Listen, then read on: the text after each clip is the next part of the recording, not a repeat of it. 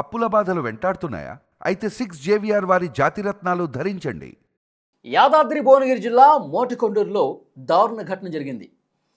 భార్య తన భర్తని అద్దె కారు బుక్ చేపించి ఆ కారుతో ద్విచక్ర వాహనం మీద వెళ్తున్న భర్తను బలంగా ఢీకొట్టించి చంపేసింది. ఈ మధ్యకాలంలో మనం చూస్తున్నాం భార్యలు భర్తల్ని ఎంత దారుణంగా చంపేస్తున్నారో అనేక ఘటనలు వెలుగు చూస్తున్నాయి. మేఘాలయ హనీమూన్ మర్డర్ దగ్గర నుంచి ఇక్కడ మన రాష్ట్రంలో జరిగిన గద్వాల్ జిల్లాలో తేజేశ్వర్ హత్య, ఈ విధంగా వరుసగా ఇలాంటి హత్య పరంపరలు కొనసాగుతున్నాయి. ఇప్పుడు యాదాద్రి భువనగిరి జిల్లా మోటకొండూరులో ఇలాంటి ఘటన జరిగింది. ఒక అద్దె కారుని తీసుకుని చాలా దారుణంగా 2 వీలర్ మీద వెళుతున్నటువంటి తన భర్త స్వామిని భార్య స్వాతి చంపించేసింది. భర్త స్వామి భువనగిరిలో ఓ ట్రాక్టర్ షోరూంలో మేనేజర్గా పనిచేస్తున్నాడు. తన విధులు ముగించుకుని ద్విచక్ర వాహనం మీద వస్తూ ఉంటే మార్గ మధ్యలో కాపు కాసినటువంటి ఈ సుపారీ బ్యాచ్ అప్పటికే ఆల్రెడీ భార్య స్వాతి ప్లాన్ గీసేసింది. సుపారీ గ్యాంగ్తో మాట్లాడేసింది. ఒక అద్దె కారు బుక్ చేసింది. మీరు కారుతో పలానా టైంలో నా భర్త స్వామి ఆ బ్రిడ్జి మీదకి వస్తాడు, బ్రిడ్జి మీదకి వచ్చిన తర్వాత చాలా బలంగా ఢీకొట్టి చంపించేయండి అని ఆల్రెడీ సుపారీ గ్యాంగ్తో మాట్లాడించేసింది. అనుకున్న ప్లాన్ ప్రకారం అర్ధరాత్రి సమయంలో తన భర్త స్వామి ఆ బ్రిడ్జి మీదకి రాగానే అనుకున్న ప్లాన్ ప్రకారం గుద్ది చంపించేసింది. ఇక్కడ మరొక దారుణమైనటువంటి విషయం ఏంటంటే, ఎప్పుడైతే ఆ అద్దెకారు గుద్దిందో స్వామిని 50 మీటర్ల అవతల పడ్డాడు. కొన ఊపిరితో కొట్టుమిట్టాడుతున్నాడు. ఇంకా ఇతను చావలేదు అని చెప్పి చాలా దారుణంగా ఆ కారుతోనే అతని మీదకి ఎక్కించి తొక్కించి చంపేసింది. అతడు చనిపోయాడు అని నిర్ధారించుకున్న తర్వాత అక్కడి నుంచి వెళ్ళారంటే, అంటే భార్య ఫోన్లో మాట్లాడుతూ ఉంది, చచ్చాడా లేదా ఒకసారి చెక్ చేయండి, మళ్ళీ ఆసుపత్రికి వెళ్ళి బతికితే మన పని అయిపోతుంది, మీరు అదని నిర్ధారించుకున్న తర్వాతే అక్కడి నుంచి రండి అని మాట్లాడారంటే పరిస్థితి ఎంత దారుణంగా ఉందో, భార్య మనస్తత్వం ఎంత దారుణంగా ఉందో ఇక్కడ మనకి చాలా క్లియర్గా అర్థమవుతుంది. ఆ వెంటనే అంటే ఈ అద్దెకారు బుక్ చేయించడం, గుద్దించడం ఎందుకు చేశారు? ప్రమాదవశాత్తు చనిపోయాడని చెప్పి చిత్రీకరించాలని. రాత్రి సమయంలో రోడ్డు ప్రమాదంలో తన భర్త చనిపోయాడు అని చిత్రీకరించడం కోసం ఈ కారుని బుక్ చేయించి ఈ విధంగా ఢీకొట్టించి గుద్దించి చంపినటువంటి పరిస్థితి ఉంది.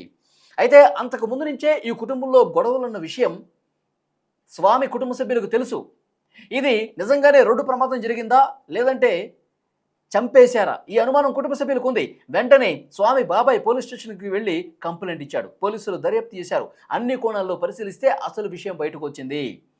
భార్య స్వాతి, తన తమ్ముడు మహేషు, అలాగే స్వాతి ఫ్రెండ్ సాయి కుమార్, వీళ్ళందరూ కూడా ఒక పక్కా ప్లాన్ ప్రకారం సుపారీ గ్యాంగ్కి డబ్బులు ఇచ్చి మరీ భర్త స్వామిని ఈ అద్దెకారు బుక్ చేపించి మరీ దారుణంగా చంపేశారనే విషయాలు బయటకు వచ్చాయి.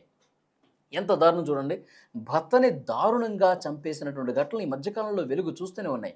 నీకు ఆ భర్తతో కాపురం చేయటం ఇష్టం లేకపోతే విడాకులు ఇచ్చేయండి, బయటికి వెళ్ళిపోవాలి, భర్తకి దూరంగా ఉండిపోవాలి. అంతేకాని చంపేటటువంటి రైట్ అంటే మనం ఏం చేసినా చెల్లుబాటు అవుతుంది.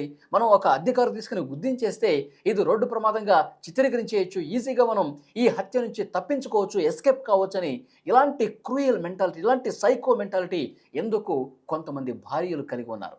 భర్త ఇష్టం లేకపోతే మీరు దూరంగా ఉండాలి తప్ప చంపేటువంటి సైకో విధంగా సైకో మెంటాలిటీ మహిళలు ఎందుకు కలిగి ఉంటున్నారు? దీని గురించే పెద్ద ఎత్తున చర్చ జరుగుతోంది. ప్రస్తుతం అన్ని కోణాల్లో దర్యాప్తు చూస్తే వాస్తవాలు వెలుగులోకి వస్తున్నాయి. అయితే పోలీసులకి ఇంకొక అనుమానం కూడా ఉంది. ఏదైతే ఒక ఫ్రెండ్ని అద్దెకారు బుక్ చేయించి మరి తీసుకొచ్చారో సాయి కుమార్, ఈ సాయి కుమార్ మీద కూడా కొంత అనుమానం ఉంది. సాయి కుమార్తో ఎన్ని రోజుల నుంచి పరిచయం ఉంది? సాయి కుమార్తో ఎలాంటి సంబంధం ఉంది? సాయి కుమార్తో ఏమైనా వేరే బంధాలు ఏమైనా ఉన్నాయా? అందుకనే భర్తను తొలగించుకునే ప్రయత్నంలో భాగంగా ఈ విధంగా నడి రోడ్డు మీద చంపించే పరిస్థితికి వచ్చారు.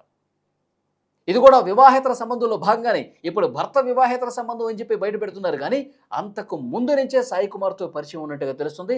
మరి సాయి కుమార్తో కలిసి ముందుకు పోవటానికి ఒక పక్కా ప్లాన్ ప్రకారం భర్తనే ఉన్న అడ్డు తొలగించుకుందా? ఈ కోణంలో కూడా పోలీసులు దర్యాప్తు కొనసాగిస్తున్నారు. ఎందుకంటే పైకి వీళ్ళు అదుపులోకి తీసుకుని విచారిస్తే ముందుగా రోడ్డు ప్రమాదం అనుకున్నారు. కానీ కుటుంబ సభ్యులు అనుమానం ఉండి దర్యాప్తు చేయాలని కోరితే ఇది రోడ్డు ప్రమాదం కాదు, హత్య అని తెలిసింది. మరి ఈ హత్య దేనికోసం జరిగింది? వివాహేతర సంబంధం స్వామి పెట్టుకున్నాడని చంపించిందా, లేదు అంటే తన వివాహేతర సంబంధానికి భర్త అడ్డున్నాడని చెప్పి తొలగించుకుందా?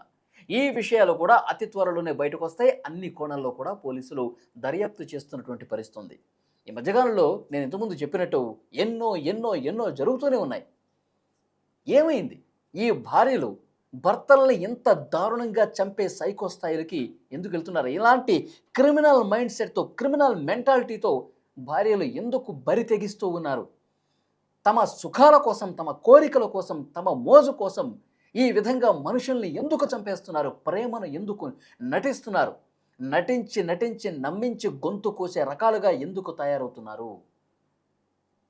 నిజంగా సమాజంలో విలువలు, కుటుంబ బంధాలన్నీ కూడా కనుమరుగయ్యే పరిస్థితి ఉంది.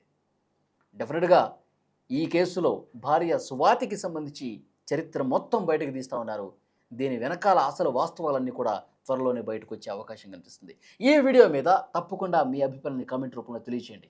ఒక అద్దె కారుతో భర్తని రోడ్డు ప్రమాదంలో చనిపోయాడు అని చిత్రీకరించాలన్న ఉద్దేశంతో రాత్రి సమయంలో ఈ విధంగా కారుతో గుద్దించి చంపడం అనేది చాలా దారుణమైనటువంటి విషయం.